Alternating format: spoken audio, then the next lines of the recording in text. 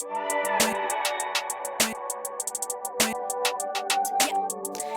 number 2, be in control. It's really important in this industry not to rely on somebody else to find your work for you. After all, the best person to find yourself work is you.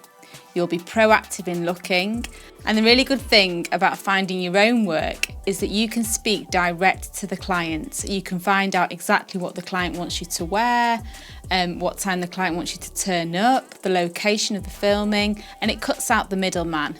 Plus, there's no commission to give to anybody else, so there's more budget for the talent. It's a win-win situation. I personally have found myself going onto jobs which I've been sent to by somebody else, and there's been loads of messages lost in translation.